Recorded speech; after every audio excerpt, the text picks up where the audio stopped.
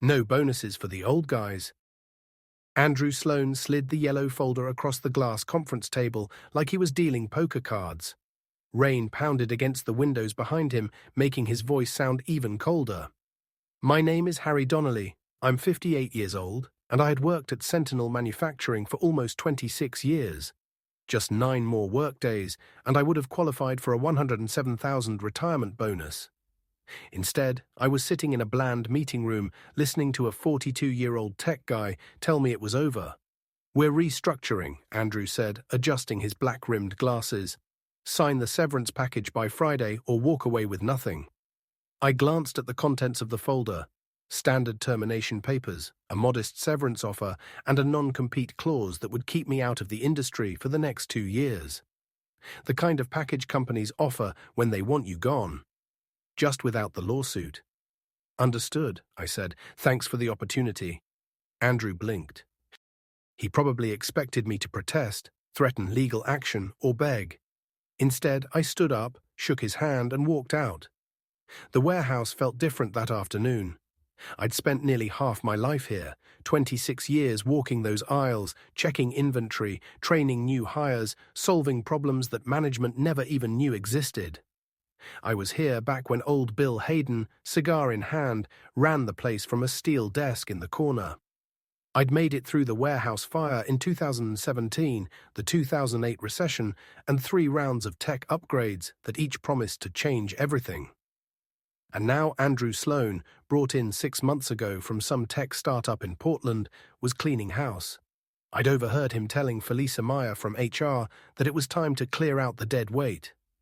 I packed up slowly. You can't fit 26 years into one cardboard box. But I made it work. The coffee mug that said "One Dad," a Father's Day gift from my daughter.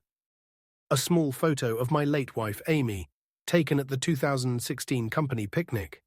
A stack of safety awards and productivity certificates that once meant something. Tim Holloway, one of the forklift drivers I'd trained years ago, stopped by as I was taping up the box. "Mr. Donnelly, this ain't right," he said quietly. "Everyone knows you earned that bonus. Sometimes things don't go the way we plan, Tim." He looked like he wanted to say more, but I just patted him on the shoulder and headed for the exit. The security guard, Pete Williams, had worked here almost as long as I had. He avoided eye contact as I handed over my badge and keys. We both knew this wasn't about restructuring or performance. This was about saving $107,000 and making space for Andrew's people.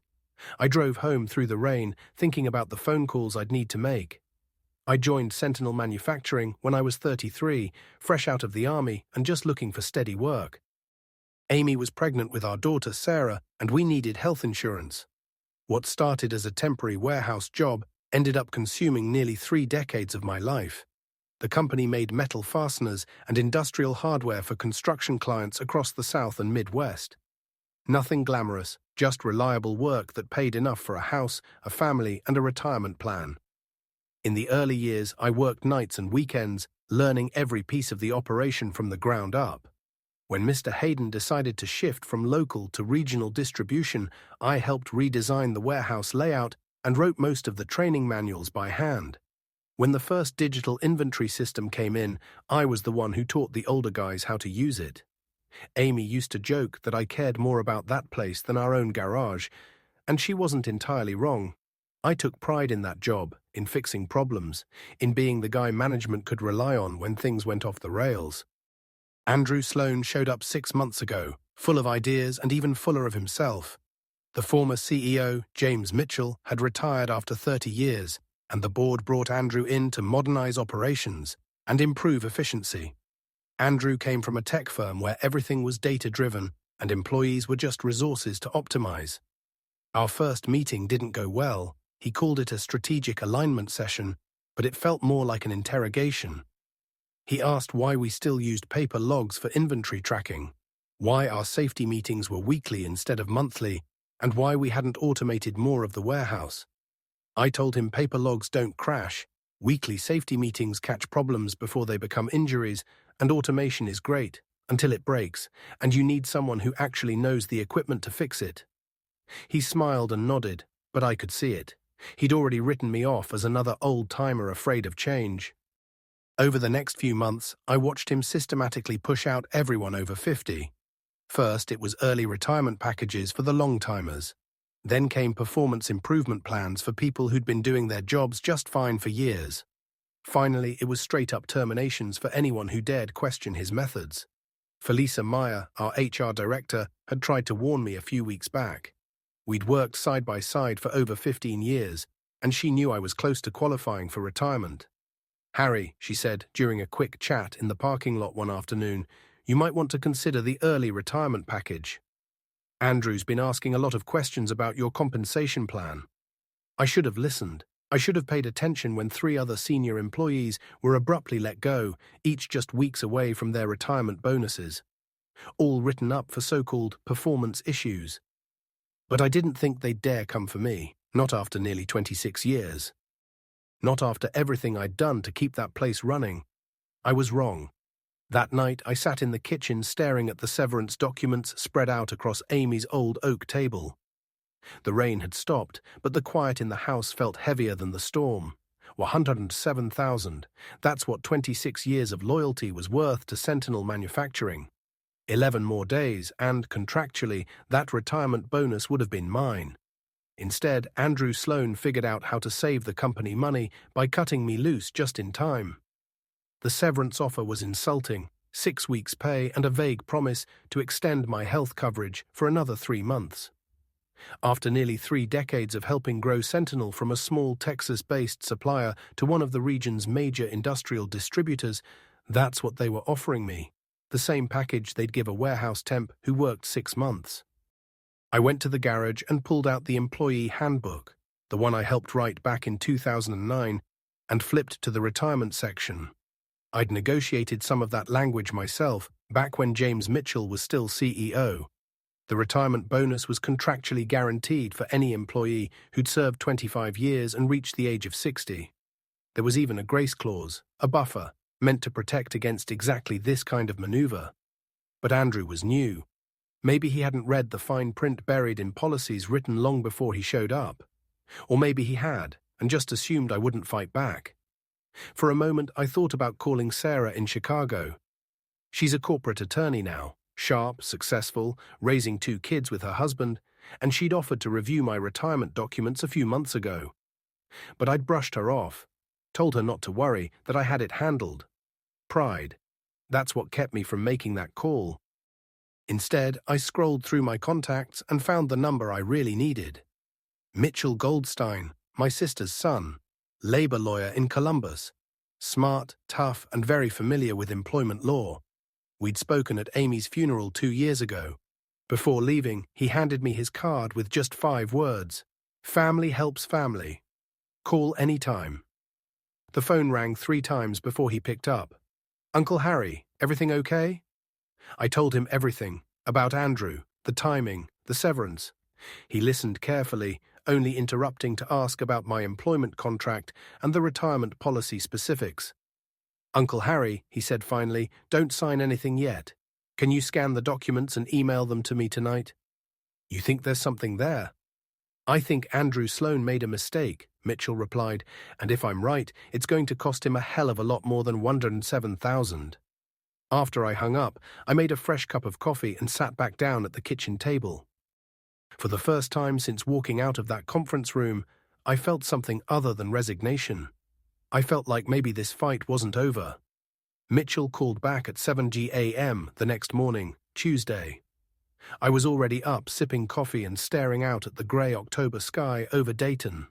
"Uncle Harry," he said, "we need to talk in person. Can you drive to Columbus today?" His office was in a sleek high-rise downtown, the kind of place that smelled like new carpet and fresh paint. Mitchell looked more like his mother than I remembered.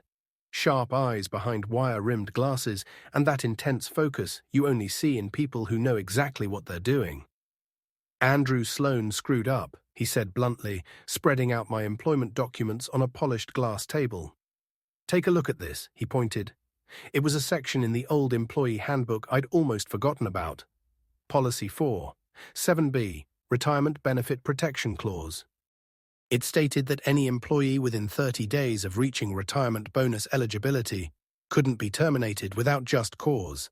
and that firing someone for restructuring within that window constituted a breach of contract. I helped write this, I said slowly, stunned, back when James Mitchell was still CEO. We added that clause after a couple of guys got laid off right before their pensions vested. Exactly, Mitchell said. Either Andrew doesn't know about it, or he's betting you won't fight. He leaned forward. Here's what we're going to do. First, don't sign that severance agreement. Instead, you're going to formally request a meeting with Human Resources to challenge the terms of your termination. Felisa Meyer runs HR, I said. She's decent, but she won't go up against Andrew. She will, Mitchell replied, once she realizes the company could be facing a lawsuit. Uncle Harry, this isn't just about your bonus anymore. If Andrew's been quietly firing employees before their retirement benefits vest, that could be a pattern. And if it is, we're talking age discrimination. That's a federal case. I spent the next 2 hours in Mitchell's office, going over every detail I could remember. The timeline, conversations, policy changes. He took notes on a yellow legal pad, asking about others who'd recently been let go, about Andrew's restructuring rationale, and whether I had any documentation. Do you still have access to your work email? He asked. Until Thursday, I said, then they cut me off. Print everything, Mitchell said. Every email Andrew sent about restructuring. Every memo about policy updates, every bit of communication regarding your termination, we're going to need a paper trail. I drove back to Dayton feeling something I hadn't felt in weeks, purpose. But when I showed up at Sentinel Manufacturing the next morning, Wednesday, to clear out the last of my files and print the emails, Andrew was already there. He stepped into the hallway as if he'd been waiting for me. Harry, he said, I thought you'd already left. Just finishing up some paperwork, I said, keeping my voice even. Actually, I need to talk to you. Andrew gestured toward his office. About your severance package. His office was all glass, steel, and brushed chrome, a sharp contrast to the warm, wood-paneled space James Mitchell used to sit in, with baseball memorabilia and a dusty old radio on the windowsill. Andrew slid into his designer chair behind the oversized desk and pulled out a fresh packet. I've been thinking about our conversation on Monday, he said smoothly. You've been a valuable employee, Harry, and I want to make sure you're taken care of. He handed me a revised severance agreement. I'm authorized to increase your payout to 12 weeks' salary. The number was still a far cry from my $107,000 retirement bonus, but more than double what he originally offered. There is one condition, Andrew added. You'll need to sign today. And of course, the non-compete clause remains in effect. He was trying to buy me off. The only question was, did he know he'd violated the policy? Or was he just scrambling to close a loose thread before it unraveled into something bigger? I appreciate the gesture, Andrew, I said carefully, but I'll need a few more days to think it over. His smile thinned like a rubber band about to snap. Harry, I'm trying to be generous here, but this offer expires at close of business today. After that, we revert to the original terms. I understand. I walked straight out of his office and down to the warehouse floor. I had just under 6 hours before the clock ran out, and a whole lot of printing to do. By 4 p.m., I had 47 pages of emails, memos, and internal announcements tucked into a manila envelope and stashed in the back seat of my pickup. At exactly 5 p.m., I walked back into Andrew's office.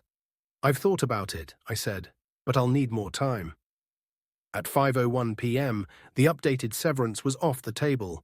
We were officially back to square one, but it didn't matter, because by then I already knew we had him. Thursday morning, Mitchell called. His voice was sharper than usual.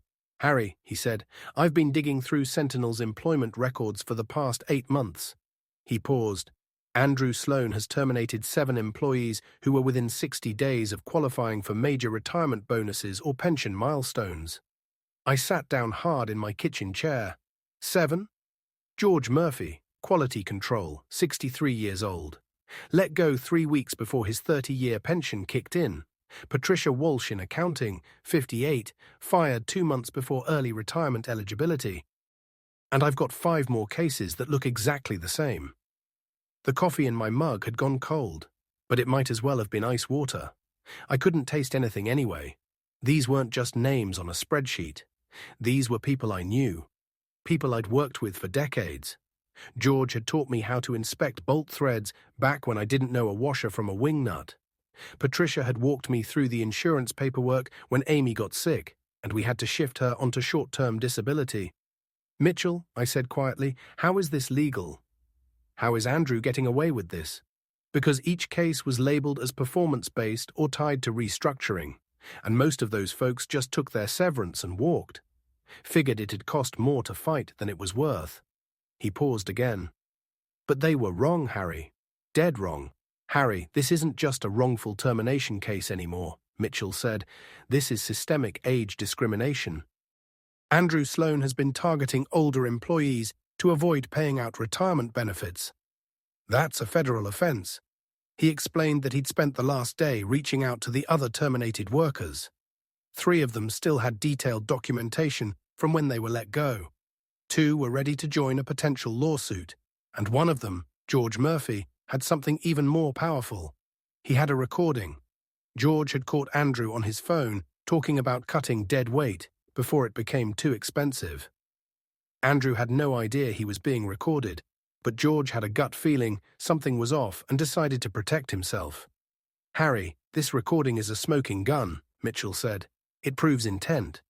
I thought about George, quiet, meticulous, the kind of guy who spotted issues no one else noticed. He'd worked quality control for over 30 years. Of course he'd have documented everything. That was just who he was. "What happens next?" I asked. "Next, we file a formal complaint with the Equal Employment Opportunity Commission," Mitchell said. "We'll request a federal investigation into age-based discrimination at Sentinel. Then we file a class action lawsuit to pursue damages for everyone affected." "How long will this take?" "Months, maybe a year, but this isn't just about your bonus anymore, Harry. We're standing up for everyone Andrew steamrolled, and we're going to make damn sure he can't do this again." That afternoon, I drove to George Murphy's house in Kettering, neat little ranch home with a perfect lawn and an American flag fluttering by the mailbox. He answered the door with tired eyes, looked older than 63. "Harry," he said, "I heard what they did to you. Same thing they pulled on me." He waved me in. "Come on, let's have some coffee." We talked for 2 hours. George had started at Sentinel back in '91. Over the years, he became one of the most trusted quality inspectors in the company, known for catching things before they became costly problems. But once Andrew arrived, everything changed. "He started nitpicking my work from day one," George said. "Said I was slow and too manual. Last month, he called me into his office, told me the company was moving in a new direction and needed more adaptable people. I asked what that meant, and you know what he said?" George reached for his phone and played the audio. Andrew's voice came through clear as day. "Honestly, George, we need fewer grey heads and more fresh thinking." He said it like it was nothing, like it wasn't a blatant admission of discrimination. That night, I called Mitchell. "File the complaint," I said. "All of it. Let's bring this down." The next morning, for the first time in 26 years, I called in sick. I wasn't going back to Sentinel that day. Instead, I drove to Columbus and spent the entire Friday with Mitchell at his office, going over every detail of our case and finalizing the strategy. By noon, we had filed an official complaint with the EEOC, alleging systematic age discrimination at Sentinel Manufacturing. By 2 p.m., the class action suit was filed in federal court on behalf of 8 employees, seeking damages, back pay, and pension restoration. By 3 p.m., Mitchell had picked up the phone and called Felisa Meyer directly. I explained everything to her, he told me after the call. She's been with the company for 15 years. She knows exactly what's been happening, and she also knows that if this case goes to trial, her department is going to look either incompetent or complicit. What did she say? She asked for 24 hours to review the employee files and speak with corporate counsel. I drove home feeling like we'd crossed a line, and there was no turning back now. Either we'd win this fight, or Andrew Sloan would make sure I never worked in the industry again. On Saturday, I got a call from Tommy Holloway. "Mr. Donnelly," he said, "something weird's happening over here." "What do you mean?" Andrew called an emergency meeting late Friday, brought in a bunch of lawyers from Cincinnati. Today he's been digging through personnel files like crazy. "Something's up." "Tommy," I said. Be careful. Don't get yourself in the middle of anything. I know, but I figured you should hear it. Felisa's been in closed-door meetings with the lawyers since yesterday. And word is, Andrew's real upset about something. Sunday evening, Mitchell called. Felisa requested a meeting first thing Monday, he said. She wants to discuss a resolution before this escalates any further. What kind of resolution? The kind where they admit they screwed up and try to settle before a federal judge starts handing out punitive damages. Monday morning, I put on the best suit I owned and drove to Columbus. Mitchell had arranged for the meeting to be held at his office. Neutral ground. Felisa arrived at 10 a.m., flanked by 2 attorneys I didn't recognize. She looked exhausted, like someone who hadn't slept in days. Harry, she said softly, shaking my hand, I want you to know, what happened to you and to the others, that wasn't company policy. Andrew acted without proper consultation from HR or legal, and we failed to stop it in time. One of the lawyers, a woman in her 40s with sharp eyes and streaks of grey in her hair, took over. Mr. Donnelly, our client is prepared to offer a full settlement. That includes complete retirement benefits for all affected employees, plus additional compensation for the distress and financial hardship caused by the wrongful terminations. Mitchell leaned forward. And Mr. Sloane's employment status? The lawyer glanced at Felisa, then said calmly, Mr. Sloane is no longer with Sentinel Manufacturing. His termination became effective as of close of business Friday. Something in my chest finally let go. Andrew was gone. The board has asked me to offer a personal apology, Felisa continued, to you and every employee affected. This was a serious oversight, and we're committed to making it right. We spent the next 3 hours negotiating details. By the end of it, I had my full $107,000 retirement bonus, with interest. I had 2 years of deferred retirement contributions that the company had quietly been holding back. I had a written apology entered into my personnel file. More importantly, George Murphy and the 6 others who'd been pushed out got the same. As we left Mitchell's office, he clapped a hand on my shoulder. Uncle Harry, he said with a smile, Andrew Sloane just learned the hard way. Some old-timers know exactly how to fight back. The next morning, Tuesday, I got a call from James Mitchell, the former CEO of Sentinel. Harry, he said, I heard what happened with Andrew. I'm sorry, that's not the kind of company we built. It's being handled, I said. Felisa filled me in. The board asked me to step in as interim CEO while we search for a replacement. And I wanted to ask, would you consider staying on? We could use someone with your experience to help right the ship. I looked out the kitchen window toward the old maple tree Amy had planted when we first bought the house. The leaves were turning gold and red, readying themselves for winter. I appreciate the offer, I said, but I think it's finally time for me to retire the right way. I understand, he said, but Harry, I want you to know something. The board has already approved new policies to make sure this never happens again. From now on, no employee within 60 days of retirement eligibility can be terminated without board-level approval. And all senior leadership will now be required to complete mandatory training on employment law and age discrimination. That's good to hear. There's one more thing. The board voted unanimously to name the new policy after you. I blinked. It's called the Harry Donnelly Fair Employment Protection Policy, he said. It'll be part of every new employee orientation from now on. Wednesday afternoon, I drove to Sentinel Manufacturing one final time. Not to turn in a badge or empty a desk, but to pick up my final retirement paperwork and my bonus check. Felisa met me in the lobby. She handed me an envelope along with a small wooden plaque. From all of us who are staying, she said quietly, thank you for fighting for what was right. The plaque read, Harry Donnelly. 26 years of dedicated service, a man who stood up for all of us. I took one last walk through the warehouse. Tommy Holloway and a few other guys paused what they were doing to come over and shake my hand. They knew. Everyone knew Andrew Sloane was gone, and we had stood our ground. You did it, Mr. Donnelly, Tommy said. You got that bastard. We all did it, Tommy. Just don't ever let someone like that push you around again. Thursday morning, I deposited my retirement bonus and the back contributions they'd withheld over the years, $137,412. Not just the money Andrew had tried to steal, but everything the company had quietly deferred and delayed. That afternoon, I met with a financial advisor at the bank to talk about what real retirement would finally look like. For the first time in months, I could plan for the future without worrying about legal bills or finding a job at 60. On Friday, I got a call from George Murphy. "Harry, I just wanted to say thank you. Got my check yesterday, with interest." He paused. "Andrew cost me 3 months of peace, but I think I'm better off now than if he'd left me alone." "What are you going to do next?" I asked. "My grandson's been after me to teach him some woodworking. Think I might finally build him that treehouse." That weekend, my daughter Sarah drove down from Chicago with her husband and the kids. We sat around the same kitchen table where months ago I'd first opened Andrew's severance package. My grandson pushed toy cars across the floor while we caught up. "Dad," Sarah said, "I'm proud of you for standing your ground. Mum would have been proud too."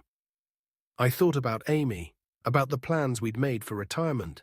She'd always wanted to travel, see the national parks, spend more time with the grandkids without clocking in and out of work. "I think I'm going to buy an RV," I told Sarah. "Really?" "Yeah, your mum always wanted to see the Grand Canyon." Sunday evening, I sat on the back porch with a cold beer, watching the sun slip down through the maple trees Amy had planted all those years ago. The leaves were golden, catching the last light of fall. Somewhere nearby, I heard kids laughing, a dog barking, life moving the way it's supposed to. Andrew Sloan had tried to erase 26 years of work with a manila envelope and a fake smile. But instead, he gave me something better, the reminder that when you stand up for what's right, sometimes you win.